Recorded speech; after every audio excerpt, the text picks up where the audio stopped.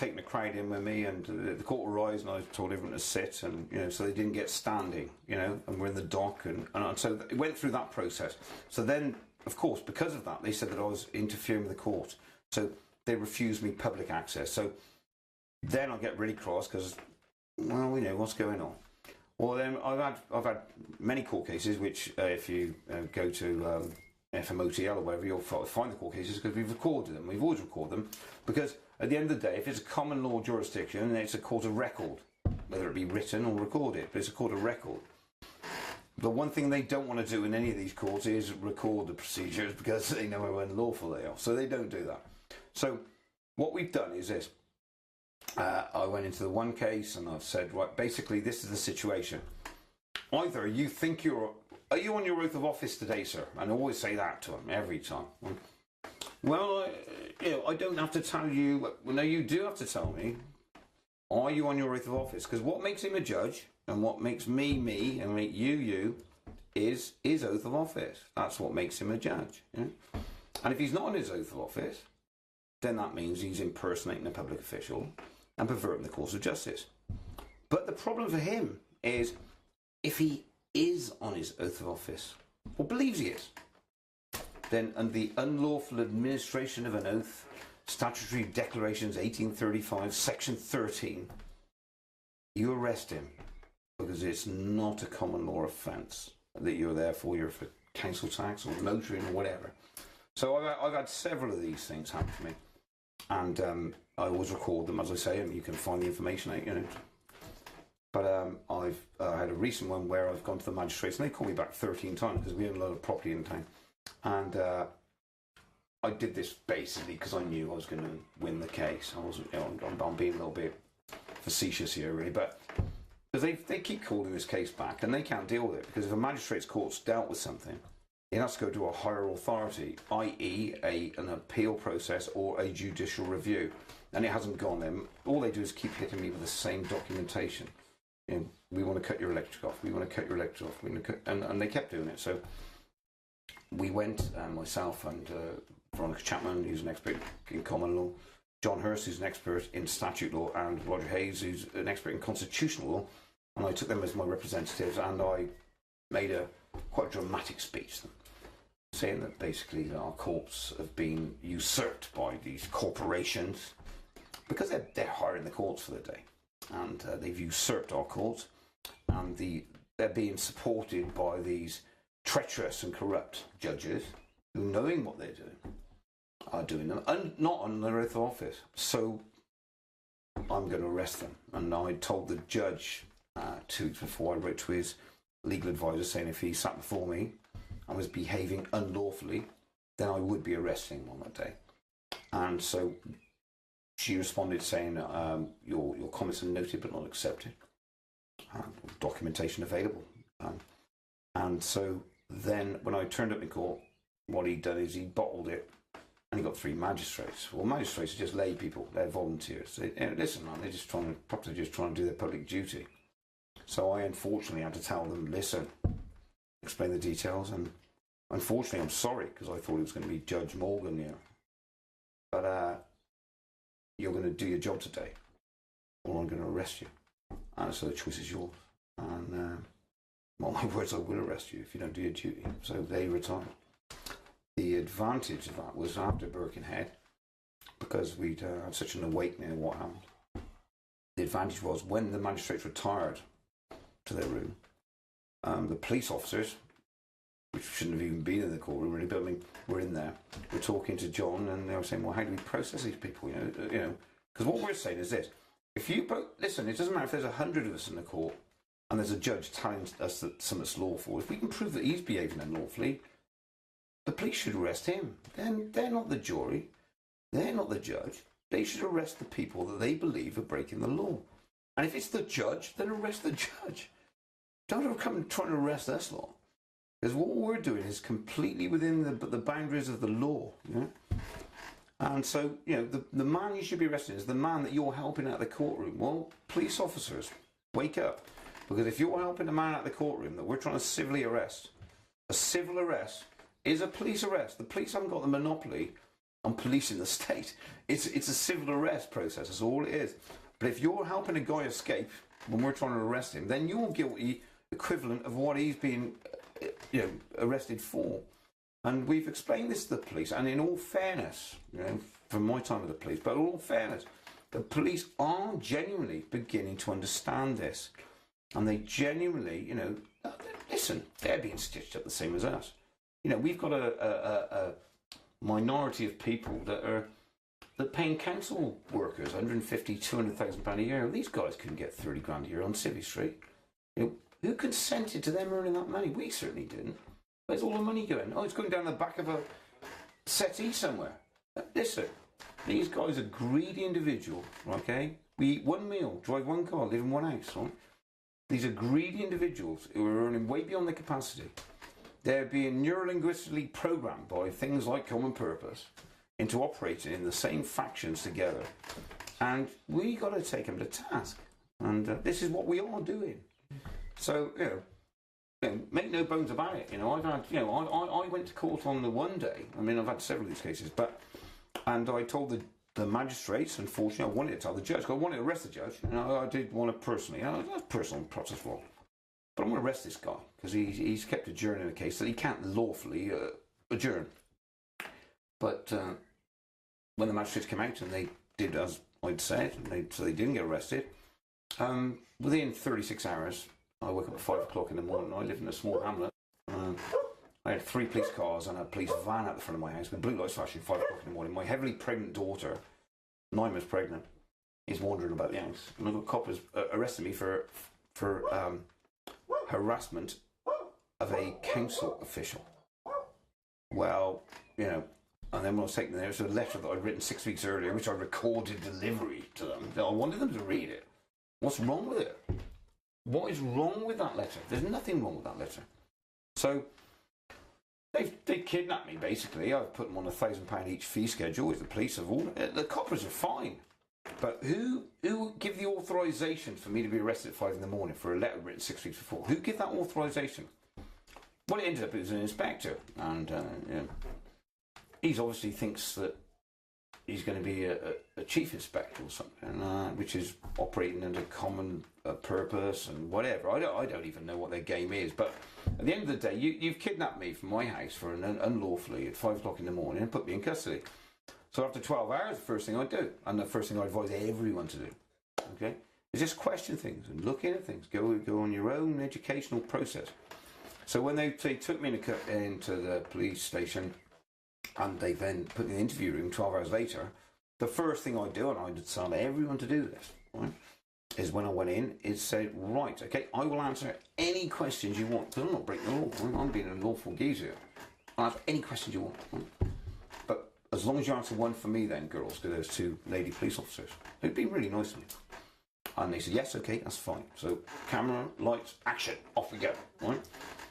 And what they said was, okay, you want to ask us a question? We're prepared to answer it. I said, right, okay. Do you know what Article 45 of the Magna Carta states? And they both looked at each other and they looked at me and they were very honest. They said, we haven't a clue. I said, fine, great. Well, we've got a real issue. Because Article 45, which is our constitutional rights, okay, not some statute, states that basically all officers, bailiffs and sheriffs, anyone who's involved in the law, shall know the law. Well, if you don't know there's a law saying that you shall know the law, you've arrested and brought me down here and want to talk about the law, then where are we going? How can we even start the conversation? Well, do you want us to get an inspector? I said, no, we've got... Look, is the inspector going to know anymore?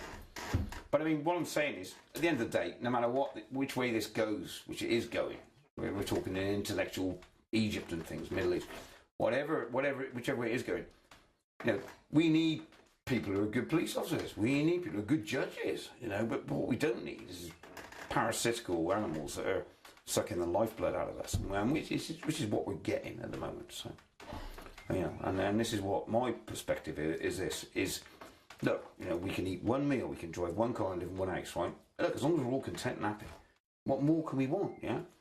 But these animals, they put a black bin bag outside my house and then they want £3 grand a year. council tax for this, my property. 90 quid a week for a black bin bag, sorry. So what I've done is I give them an opportunity to tender. So, this year I've said to them, I understand that you're in the market for services. And you want to provide me with services? Well, I'm giving you the opportunity to tender you, and providing you provide me with references, quite happy to deal with you. And so I've given them all this shit, you know what I mean? But listen, these are all just different ways of getting to the same beast and stabbing him with a fork. And look, I'll take something on board, even if I know it's a no-goer, just to see how they react. And then what we should do is, as the giants that we are involved in this movement, is like Mark Stevens says, shepherdise the cases. We put them all together on a public record, and we know what we're doing. If they're operating in a different realm, and if I can get what I want from this is this, that we set, and I've got enough documentary evidence for myself, but if we set a class action up in this country, where thousands of us state that for the last 20, 30 years, we've actually been defrauded by the Bar Association and by the Law Society. And we ain't dealing with these people, because they're criminals, and we get as many people as we can on the page for that, Then when they want to deal with us, if we've not broken the common law jurisdiction of this country, they can't deal with us under statute. So we're technically a separate society. So we're talking about basically, but this is what is fascinating to me, is what the gypsy people have done. This is why, because they don't register their children. They can't get their children taken off them because they haven't given registration to them. And this is why they allow them to build places. We're all, we've all got our own diplomatic immunity, and once we realise what sovereignty is, then that's the change in the paradigm.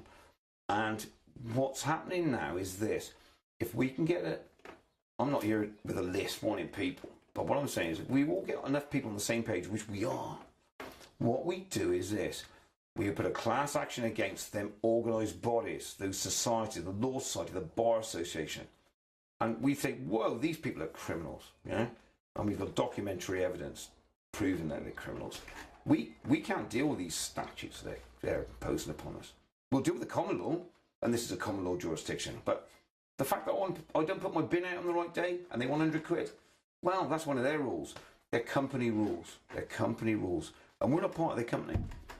And so, we can get a differentiation of opinions in this country, which is already going. I mean, someone said to me the other day, and people give you information because we're all on the same page. And someone said to me the other day about the gypsies, and I thought, yeah, because these guys are on the same page as them, and they operate under a completely different operating system, and we can all do that.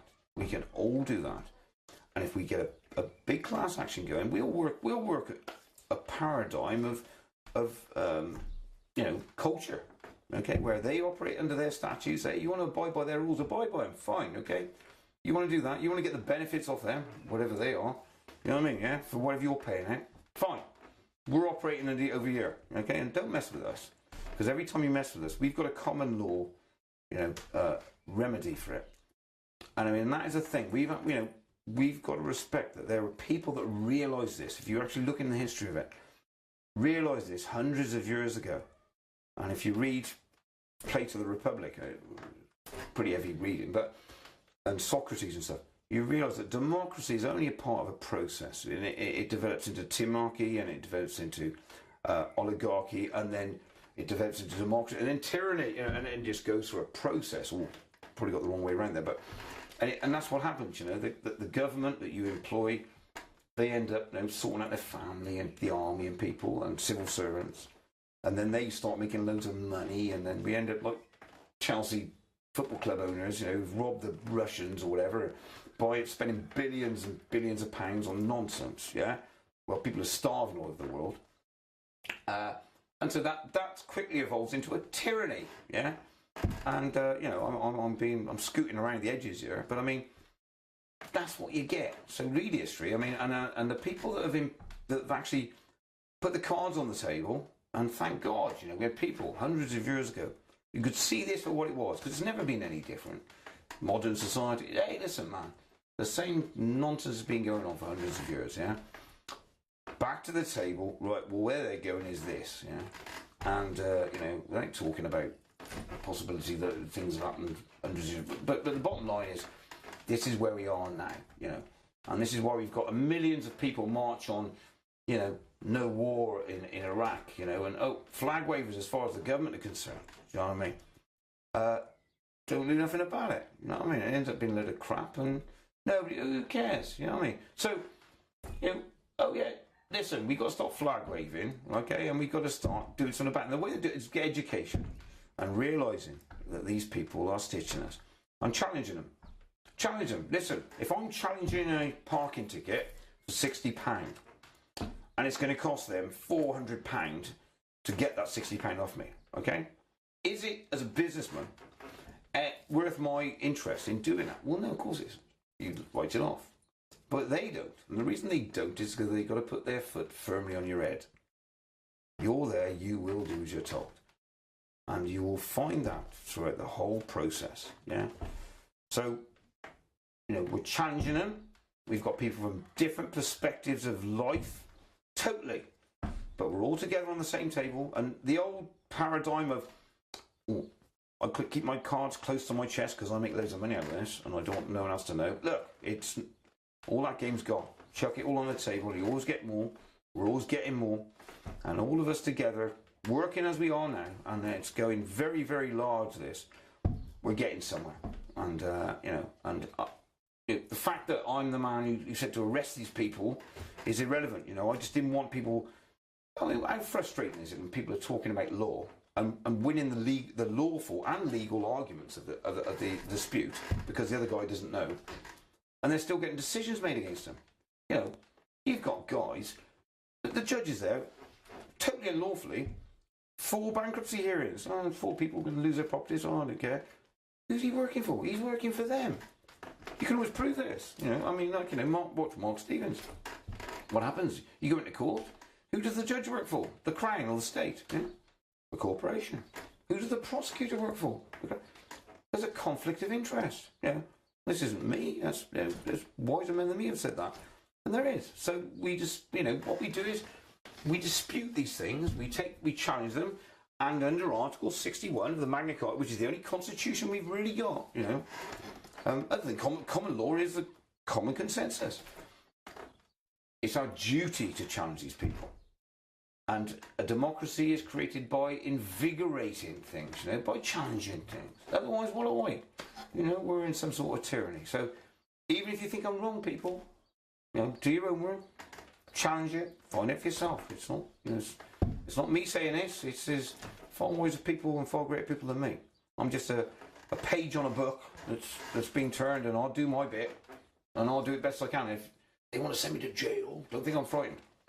Because I'll do bird all day long. You know what I mean? They've given me that all my life, and unfortunately, now I know who the criminals are. We're coming for you.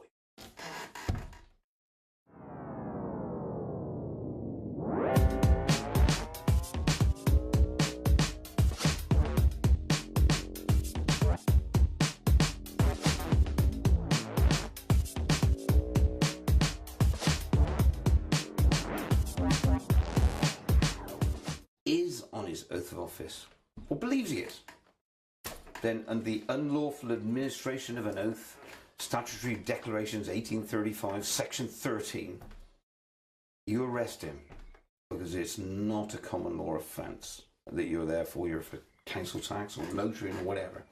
So I've had several of the court. So they refuse me public access. So then I get really cross because, well, we know what's going on. Well, then I've had many court cases, which if you go to FMOTL or wherever, you'll find the court cases because we've recorded them. We've always recorded them because at the end of the day, if it's a common law jurisdiction, it's a court of record, whether it be written or recorded. But it's a court of. I don't have to tell you. Well, no, you do have to tell me. Are you on your oath of office? Because what makes him a judge and what makes me me and make you is his oath of office. That's what makes him a judge. Yeah? And if he's not on his oath of office, then that means he's impersonating a public official and perverting the course of justice. But the problem for him is if he record. The one thing they don't want to do in any of these courts is record the procedures because they know how unlawful they are. So they don't do that. So what we've done is this. I went into the one case and I've said, right, basically this is the situation. Either you think are you on your oath of office today, sir? And I always say that to them every time.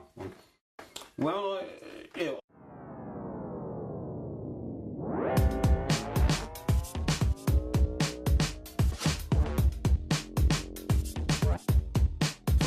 going in with taking the crowd in with me, and the court will rise and I told everyone to sit, and so they didn't get standing, and we're in the dock, and so it went through that process.